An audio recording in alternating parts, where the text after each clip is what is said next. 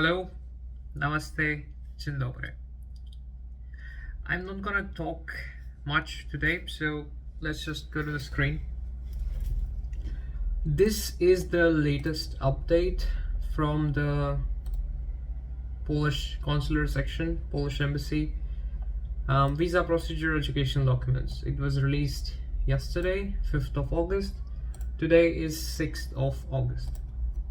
Now, when I saw this yesterday, I wasn't sure what this is. I just ignored it as something basic, but this is not something basic. This is bad news hiding in plain sight. And I also checked YouTube, and not many people were talking about this. So yeah, at the beginning, I want to say that this is only for India, so it's unfair, very unfair. However, let's just look at this. Okay, new requirement.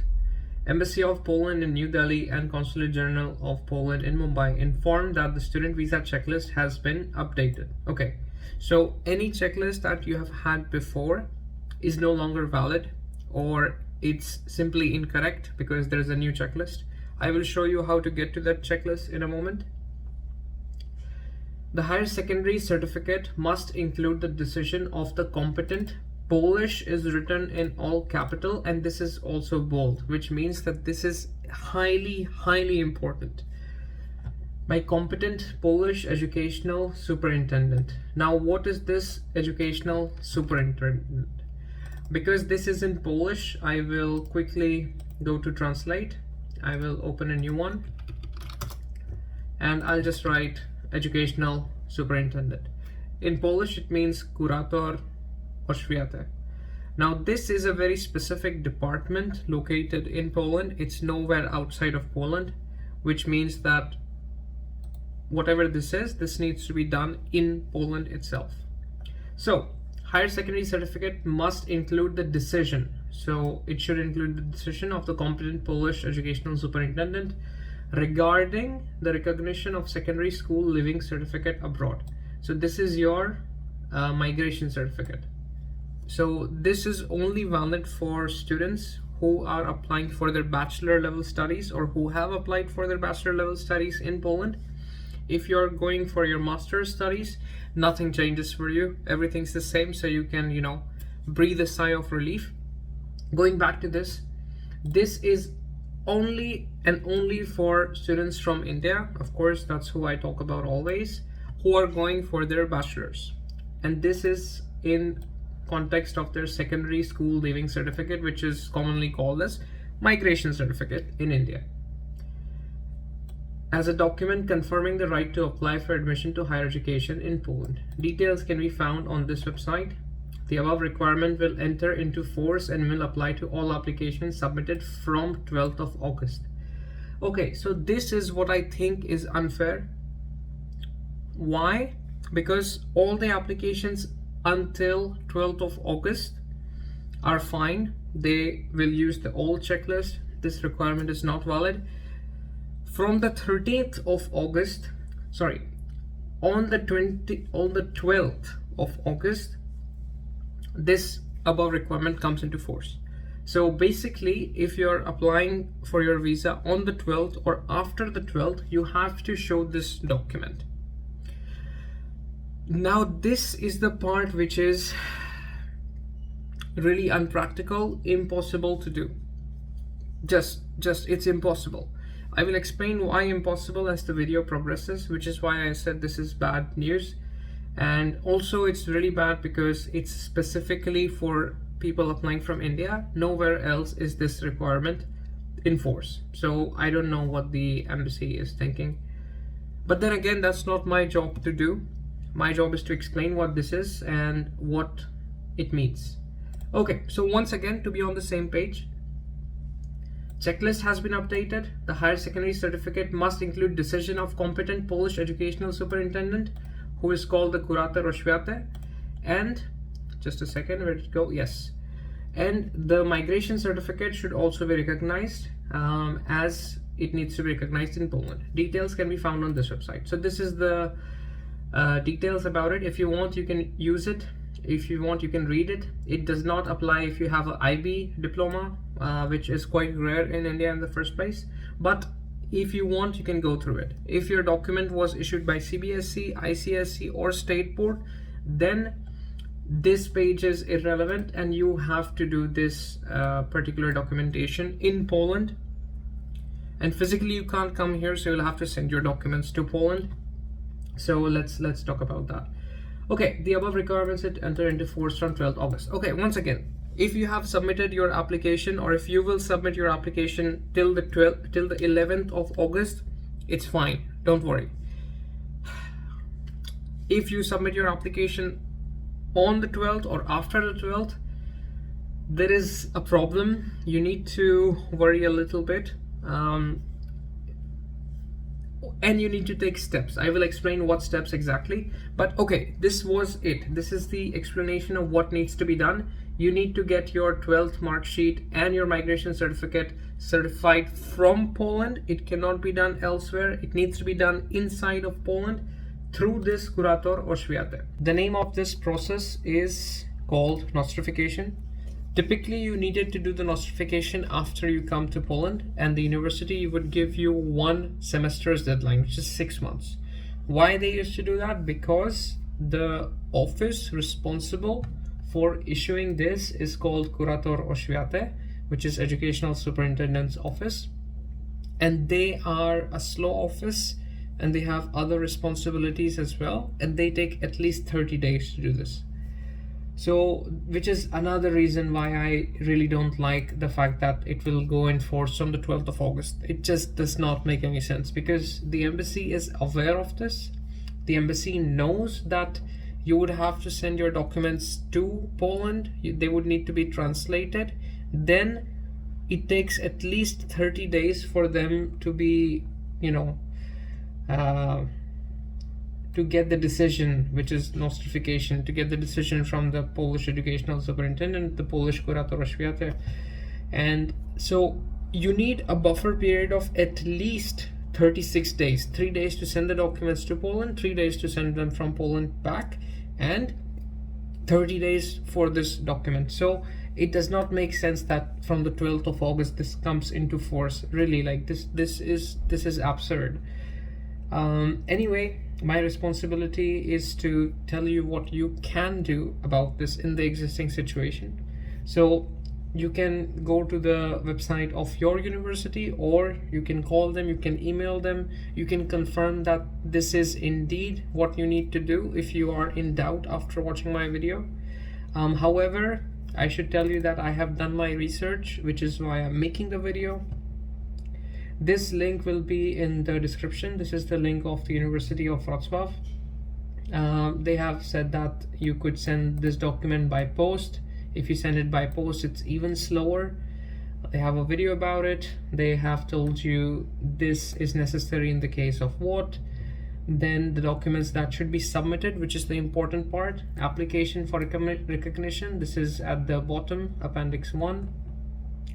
Then you have original certificate or duplicate legalized by Polish consulate, educational authorities. So it could be your apostille in this case. This is the Hague Convention, which is the apostille. So as long as your document is apostille or your duplicate is apostille, you could use it. If the certificate, okay, this is not the case. Translation into Polish, all documents presented in a foreign language by a sworn translator in any EU, EFTA, OECD country. So this is not in India. Polish consul. So the consular section, you could call them, you can ask them if they would do the translations for you, but it's less likely because they are already swamped with a lot of work. Copy of an ID, so this would be your passport, letter of authorization if you do it through your friend. And yeah, this is your migration certificate. These are all your documents. Now the question is, why do you trust me? You shouldn't trust me. So I'll take you back here. This is the Polish website, Polish Embassy's official website. This is the documentation. They have said that there is an updated checklist. So the checklist has been updated. So in order to find that, what you do is you go to Polish, you go to visa, you go to visa type D studies, then you click on checklist national study visa. It will get downloaded, and then here every other checklist is now irrelevant. This is the most recent checklist. Here it says point 5.3 documents attesting previous education. This is the same thing that they have written in the news article, same language. Higher secondary certificate must include the decision of the competent Polish educational superintendent, which is Kurator Oświaty, regarding the recognition of secondary school certificate abroad as a document confirming right to apply for admission to higher education in Poland. Please read this relevant information. So again, Polish educational superintendent. Now, what can you do about this? What are you left with? Now I need to explain to you how this will look like in practice. There is no way in reality that you could send your document to Poland, get it translated, get it recognized by educational superintendent, and get it back in 6 days. No, that is not happening, which is why everyone who has dates after 12th of August, you should email the embassy and you should say that there is no possibility to do it within 6 days. Sending the document takes 3 days. The document coming back takes 3 days. And the educational superintendent said, okay, send emails to the embassy explaining that this requirement cannot be met. So they should not consider it, just like that. That's the number one thing to do if you have your appointment after 12th of August. Again, this is concerning only the people who are applying for the bachelor's level studies, because this document that needs to be legalized is your high school diploma, is your 12th certificate, CBSE, ICSE, state boards, all three of them, and it needs to be apostille. Okay, for the people who have dates later on, or they want to take care of the process, if you have friends in Poland, you should contact them and you should say that this is the requirement. Please get my document translated. Please submit it to the Kurator Oświaty or the educational superintendent. Now, this office has many places. Basically, Poland is divided into 16 states. They call voivodeships, and every one has 1 to 3 offices. So you would have to ask your friend to send the document to them, and then they would send the document back to them after 30 days. That is, it's even worse in Warsaw. Like, I called the one in Warsaw, I called the one in Wrocław. They said that officially it's 30 days, but right now, because they have too many applications, it could be 60 days. So that's even worse. However, okay, so once again, you send your documents to Poland, they get translated. You, apart from the documents, you have to send a couple other things which you can learn about from this, not this, from this page. This is the procedure. These are the appendices. This is University of Wrocławski saying the process.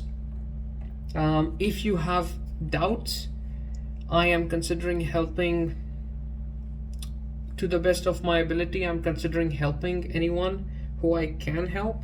So please contact me via the Google form, which is in the link below in the description, and I will call you, I'll contact you, we can discuss how you want to arrange this, and I might be able to help you out. Bear in mind that I won't do this for free, because I would have to invest quite a bit of my time. I would have to research which Kurator Oświaty would give your document sooner, in less than 30 days. This is a research that I'm doing as I speak. And yes, so that's the news. Unfortunately, I don't know why the Polish embassy did this. It makes the process really hard, really impossible to do, especially with a short deadline. If they would have said that this applies from September 12th, then it would make more sense, because there is sufficient time. But releasing the news, and then 7 days after that news, you cannot I mean, who am I to say what they can or cannot do? I'm just saying that it's really impractical. It's really impractical to ask on such a short notice. It's just quite impractical. However, two things. One, send them emails if you have visa appointment dates after 12th of August for bachelor students only. This is applicable for bachelor students only. And the second thing you could do is sign up via the link below. I'll contact you, and I will let you know how I can help you out in this process in case you don't know anyone in Poland. If you know someone, then contact them, show them this video.